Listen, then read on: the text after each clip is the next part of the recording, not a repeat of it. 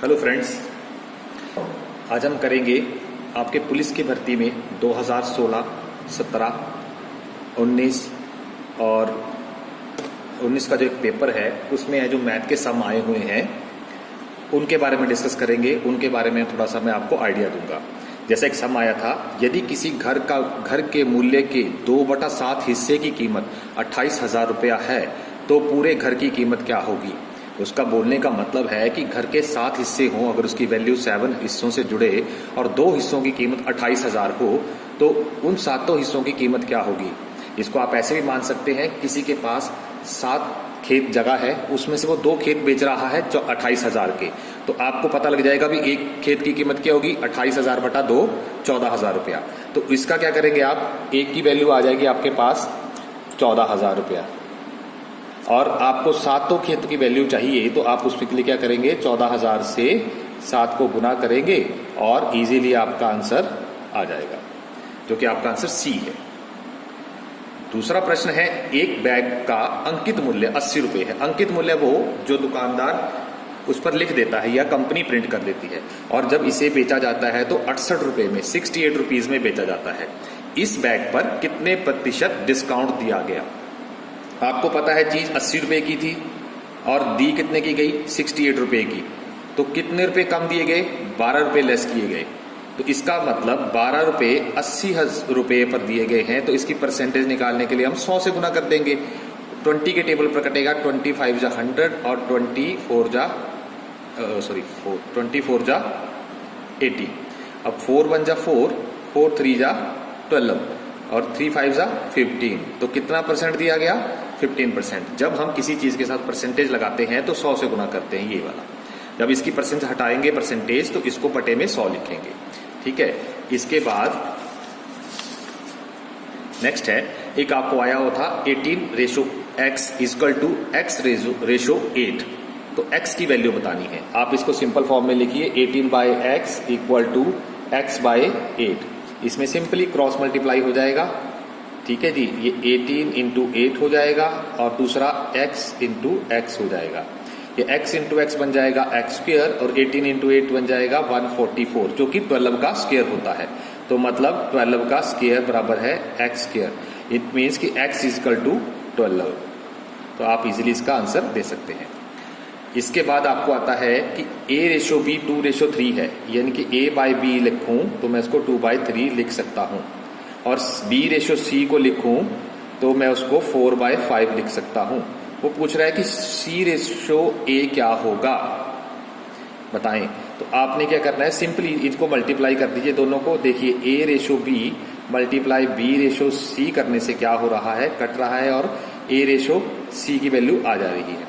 तो इसकी वैल्यू को भी मल्टीप्लाई कीजिए, 2/3 मल्टीप्लाई 4/5, वो आ जाएगा 2 4 जा 8, 3 5 जा 15, यानी कि a/c आता है 8/15।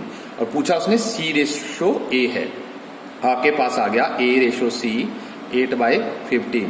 तो उसने पूछा क्या है आपसे, वो पूछ रहे c/a पूछा है, तो इसका क्या आ जाएगा 15/8, जो कि आपके ऑप्शन ए है, ठीक है जी। यहां आपका ऑप्शन डी था।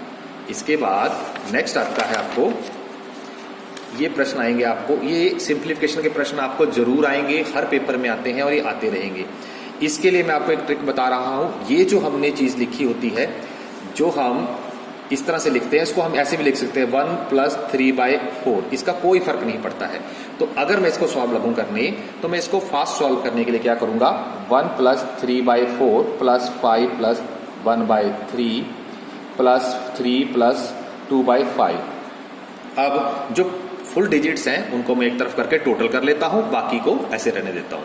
1 + 5 6 + 3 9 + 3/4 + 1/3 + 2/5।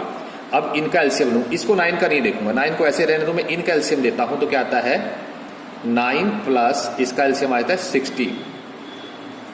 4 3 और 5 ये एक आपस में किसी नंबर पर जाते नहीं है, तो सिंपल मल्टीप्लाई करो और इसका एलसीएम आ जाएगा। अब आप देखिए 4 से डिवाइड करेंगे 15, 15 को 3 से मल्टीप्लाई करेंगे 45, प्लस का निशान है। 3 से डिवाइड करेंगे 60 को तो 20, 20 को 1 से मल्टीप्लाई करेंगे 20। 60 को 5 से डिवाइड करेंगे 12, 12 को 2 से मल्टीप्लाई करेंगे 24, 45 और 45 90 होते हैं, लेकिन 45 प्लस ये 44 बन जाएगा दोनों को जोड़ के, तो 89 होंगे। आपके पास आ जाता है 9 प्लस 89/60। इस चीज को लिखने के लिए क्या है, आप बच्चे क्या करते हैं 89 लिखकर 6 से डिवाइड करते हैं इस प्रकार से, और फिर इस तरह लिखते हैं और लिखते हैं 29/60 और बाहर 1। मैं भी वही कर रहा हूं, मैं इसमें से 89 में से 60 निकाल देता हूं, तो कितने बचेंगे 9 प्लस यहां मैं 1 लिखूंगा क्योंकि मैं 60 निकाल देता हूं, तो बचेगा वही 29/60। अब ये जो मैंने बताया था इसको ऐसे लिख सकते हैं 1 प्लस 29/60, तो 1 इसमें प्लस हो जाएगा 10 और 29/60। इसकी बच्चों आप प्रैक्टिस कीजिएगा, ये बेस्ट वे है। अदरवाइज क्या होना था, वो उसने एग्जामिनर ने आपके लिए ट्रैप बनाया हुआ था। आप इनको अगर इसकी प्रॉपर जैसे 4 1 जा 4 प्लस 3 7/4 16/3 और 17/5 लिखते फिर करते तो एलसीएम तो 60 आना था, लेकिन जो 60 आता जब 4 से डिवाइड करते 15, यहां आपको 7 से मल्टीप्लाई करना पड़ता, यहां आपको जो आपका 16 आया था उसको 20 से मल्टीप्लाई करना पड़ता, यहां आपका जो 12 आया हुआ था उसको आपको 17 से मल्टीप्लाई करना पड़ता। आपकी मल्टीप्लिकेशन बड़ी हो जाती और सॉल्व करने में गलती होने की संभावना बढ़ जाती। बढ़िया तरीका ये है, जो साइड वाले नंबर होते हैं इनको अलग से टोटल कर लीजिए, बाकी नंबरों का एलसीएम लीजिए, आपका बिल्कुल छोटे में हो जाएगा। और जैसे ये आया उसके बाद इसको डिवाइड करके इस प्रकार लिख लिए, या जो मैंने तरीका है 60 इसमें से कम करो तो 1 आ जाएगा। अगर 60 का डबल 120 कम करेंगे तो यहाँ 2 लिखना पड़ेगा और बाकी ऊपर जो बचेगा वो लिखेंगे बैलेंस और नीचे 60।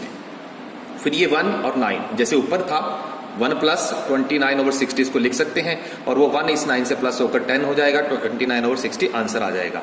इसकी प्रैक्टिस जरूर कीजिएगा, ये आपको पेपर में आना ही आना है। और ये अगर आपको ट्रिक आ गई या तरीका आ गया तो आप इसको क्या करेंगे, बहुत जल्दी और बहुत कम समय में एक्यूरेसी के साथ सॉल्व करेंगे। मोस्ट इंपॉर्टेंट चीज क्या है, एक्यूरेसी। अच्छा, अगला आपको आता है कि ये आपको मूलधन दिया हुआ है, ये रेट ऑफ इंटरेस्ट दिया हुआ है और 4 साल के लिए, टाइम 4 साल दिया है, और सिंपल इंटरेस्ट। आपको पता है सिंपल इंटरेस्ट का फॉर्मूला होता है P × R × T/100। ठीक है जी, आपको इसको क्या करेंगे, P है आपका 16,500 मल्टीप्लाई R है 16 और टाइम है ये बटे में 100, और ये सिंपल इंटरेस्ट निकालेंगे।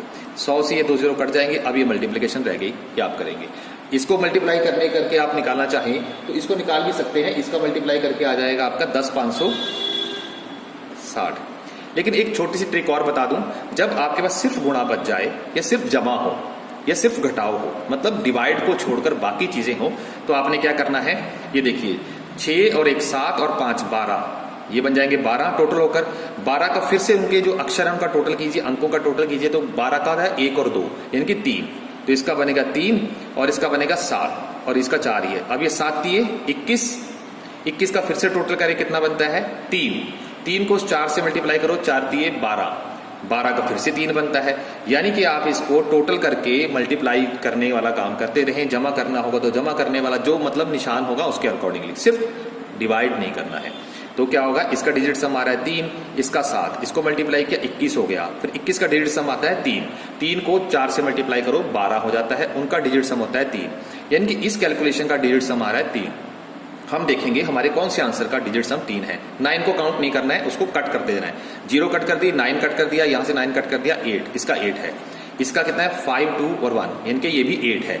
इसका कितना है 5 6 11 और 1 12 का जो होता है 1 और 2 3 हो जाता है, इसका डिजिट सम 3 आ रहा है। तो हमारी जो सही आंसर है उसका भी डिजिट सम 3 ही आ रहा है। इसका देखिए आप 5 और 6 11 प्लस 2 13 का आ जाएगा 1 और 3 4, यानी कि डिजिट सम में भी आप कर सकते हैं। जब आपको ऐसा आ जाए तो जरूरी नहीं कि आप इसको गुना करें और इसका आंसर निकालें, आप डिजिट सम पर भी जा सकते हैं। उसके लिए क्या है, क्वेश्चन में जो ऑप्शन दिए इनका डिजिट सम लिख लें। जैसे इसका डिजिट सम आता है 4, इसका 3, इसका 8, इसका 8 और इसका करें डिजिट सम, तो आपका ये आसानी से निकल सकता है।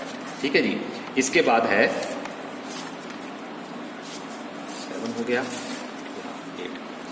8 सम है 10 आदमी और 8 औरतें एक काम को मिलकर 5 दिन में खत्म करते हैं। मैं इसको लिखना चाहूंगा तो ऐसे लिखूंगा 10 men प्लस 8 वुमन किसी काम को इन 5 days। 1 वर्क, एक पूरा काम 5 days में करते हैं। और औरत द्वारा एक दिन में किया गया काम आदमी के द्वारा एक दिन में किए गए काम का आधा है। मीन्स कि ये अगर दो औरतें मिलकर उस काम को करें, एक दिन पूरा काम करेंगी, दो औरतें मिलकर एक दिन फुल डे वर्क करेंगी तो वो एक आदमी के बराबर करेंगी। इसका मतलब यहाँ जो 8 औरतों ने मिलकर काम किया तो उन्होंने कितने आदमियों के बराबर किया? 4 आदमियों के। तो मैं यहाँ लिखूंगा 10 men प्लस 4 men कर दूंगा इसको। 8 वुमेन को क्या बना दिया मैंने? 4 वुमेन। वो कितना हो जाएगा? 14 men 1 वर्क इन 5 days। अच्छा, आपको प्रश्न उसने किया है कि 4 आदमी और 6 औरतें इस काम को कितने दिन में करेंगे?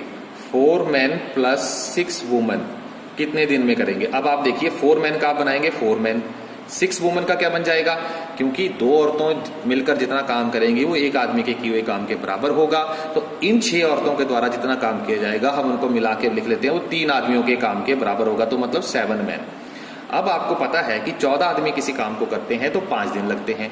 आदमी आधे हो गए हैं, 7 रह गए हैं, तो काम के लगने वाले दिनों की संख्या कितनी हो जाएगी? सिंपली डबल हो जाएगी। तो 5 का कितना बन जाएगा? इन 1 work in 1 work in 10 days।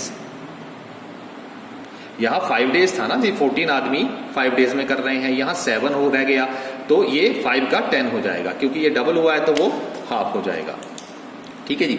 उसके बाद आपको प्रश्न आता है 27 टोस्टर और 18 मिक्सर का दाम 80,100 रुपीज है। 12 टोस्टर और 8 मिक्सर का दाम मिलाकर कितना होगा? इसको मैं लिखता हूं 27 टोस्टर प्लस 8 मिक्सचर बराबर है कितने की कॉस्ट पड़ रही है? 80,100। और मुझे चाहिए क्या? मुझे चाहिए इसका 12 टोस्टर प्लस 8, यहाँ 18 है, 8 मिक्सचर बराबर है कितने के पड़ेंगे? तो इसको करने के लिए और कोई जानकारी तो दी नहीं है, हालांकि उन्होंने आपको ट्रैप दिया हुआ है इसमें कि नहीं जाना जा सकता है, लेकिन ये ऐसा नहीं है। इसका आंसर आराम से आप निकाल सकते हैं। वो देखिए कैसे। 27 को किससे मल्टीप्लाई किया जाए कि 12 हो जाए? मतलब मैं 27 का 12 बनाने के लिए क्या करूं? तो मैं क्या करूंगा? 27 को मैं x से मल्टीप्लाई करूंगा कि ये 12 हो जाए। x मेरा यहां रहा और 12/27 बन गया। इससे मैं काटता हूं तो आता है ये 3 के टेबल पे कटेगा, तो ये 4/9। यानी कि अगर मैं 27 को 4/9 से मल्टीप्लाई करूं तो 12 बन जाता है। अब क्या ये कंडीशन जो है मेरी, अगर मेरे दूसरे वाले उस पर भी लागू हो जाती है? टोस्टर के केस में लागू हो गई, मैंने ढूंढ लिया, बना दिया। अगर मेरा वो मिक्सर के केस में भी लागू होती है तो वो मेरे इस केस पर भी लागू होगी। ठीक है जी। इसको क्या करूंगा? 18 को अगर मैं 4/9 से मल्टीप्लाई करूं तो मेरा 8 आना चाहिए। 9 1 जा 9, 9 2 जा 4 2 जा 8। इसका मतलब ये ठीक आ रहा है। 4/9 से इसको मल्टीप्लाई किया जा सकता है, 4/9 से इसको किया जा सकता है, तो 4/9 से इसको करके इन दोनों की वैल्यू निकाली जा सकती है। तो अब मेरे पास आ गया ये 4/9 से करना है। अब ये 9 से कटेगा कि नहीं? अगर इनका टोटल, इसका डिजिट सम अगर 9 आता है तो ये 9 से कटेगा। 8 1 9, 9 आ रहा है। 9 1 जा 9, 9 8 जा 72, 72 इसके नीचे लिखूंगा, 8 बचेगा और ये 1 उतरेगा, 81 हो जाएगा। 9 9 जा 81 हो जाएगा। बाकी 2 जीरो में मैं साथ में लगाता हूं। इसको अब मैं इससे गुना कर देता हूं, कितना आ जाएगा? 2 जीरो तो वैसे ही है। 9 चौके 36 होते हैं, 3 32 और 3 35, 35 600, जो कि ऑप्शन सी में दिया हुआ है, जो कि ऑप्शन सी में दिया हुआ है। तो यहां आपका ऑप्शन बी आया था, यहां आपका ऑप्शन सी आ गया। ठीक है जी।